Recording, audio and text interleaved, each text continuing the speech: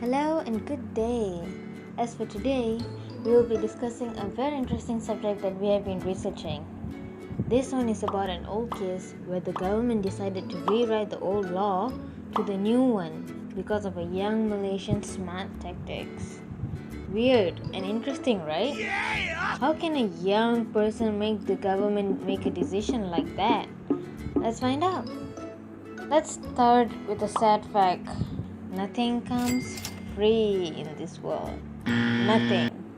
The best example, if you are a student who took a PTPTN loan, you would be required to pay it back after you finished your studies. Sucks, right? We can all relate. On the other side, the lucky kids who snagged a scholarship will usually be required to work a certain number of years with the government who gave you that scholarship in order to pay them back. This is known as a bond. B-O-N-D, bond. While job safety is a great thing to have in this economical climate, sometimes the bond might be restraining us from greener pastures, so we try to find ways to break the bond but can't seem to ever find a loophole out of it. But back in 1960s Malaysia, someone found an epic loophole.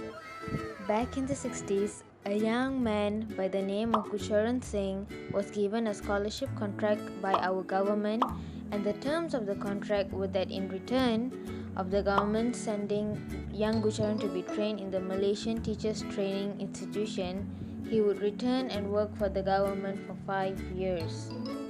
Gurcharan ended up being sent to England for his training. Hang on to this nugget, it is important later on. Upon his return, he served the government for 3 years 10 months before resigning. This meant that there was a balance of another 1 year and 2 months which he did not serve, contrary to their initial agreement. What happened to Gurcharan Singh now? Let's see. The government then sued Gurcharan for $11,500 for his training. $11,500? That's a lot of money. In his defense, Gurcharan argued back that the contract entered into between him and the government was a void contract on the basis that he was still a minor at the time of contracting. Also, he argued that if even the contract is valid, the claim for $11,500 was very excessive for him because he had already served the government a substantial portion of what was agreed on. But then, the event that no one expected would happen. Gurcharan Singh won the argument. Repeat, Gurcharan Singh won the argument. To give some background before we jump into this rather ingenious argument, the law recognizes that parties are free to contract for whatever it is in many kind of ways. With this being said, there are certain things that are illegal to contract. For example, if you enter a contract to murder someone, that contract would be void. Other examples include contracting for something that is impossible to perform or contracting with those who are mentally incapable of entering into contracts. For the purposes of today's storytelling, let's focus on those who are mentally incapable. Legally speaking, mental capacity refers to the capacity to enter into contracts, and the law deems that those who don't have such mental capacity would be those who are mentally disabled or children. Section 11 basically means that children are not competent to contract. Any contract entered into with a child is automatically void. The law will not recognize its very existence. But hold your front door. Days later, he lost another argument. The argument here is that the scholarship contract is a contract to provide necessities for a minor. To explain this argument, let's take a look at Section 69 of the CA, Contracts Act. If a person incapable of entering into a contract or anyone whom he is legally bound to support is supplied by another person with necessaries suited to his condition in life, the person who has furnished such supplies is entitled to be reimbursed from the property of such incapable person.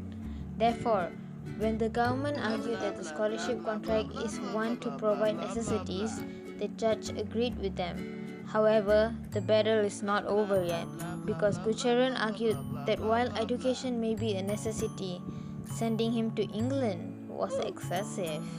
Wow, smooth, very smooth.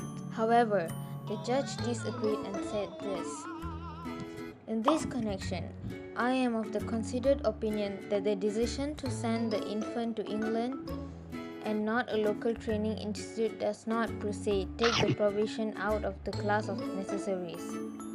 The decision that was taken was undoubtedly made on a variety of factors, for example, availability and suitability, and in the absence of any evidence that pearl or diamond buttons were supplied, I find myself unable to accept the contention of learned counsel for the defense. Justice Chang Min Tat, High Court Ipoh. So, in a tumultuous turn of events, the government won the case, but they were not awarded the full amount they acclaimed because the courts reasoned that as Gurcharan had already spent about 3 years working for them, the government could only get back an equivalent portion of what they had spent on educating him, about $2,300. If some of you guys are watching this and thinking that you could cheat the system better, we hate to bring you more bad news because the law has been changed.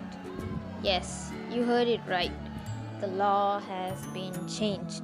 Specifically, new amendments were added to the Contracts Act through the Contracts Amendment Act 1976, where Section 4 provides that notwithstanding anything to the contrary content in the Principal Act, no scholarship agreement shall be invalidated on the ground that the scholar entering into such agreement is not the age of majority. This means that you can no longer use the argument of being an infant to avoid performing your end of the contract for scholarships. In addition, Section 5 also sets out the exact amount that you would be liable for in the event you breach the contract. That's too bad, but every action has a reason. Am I right? Or am I right?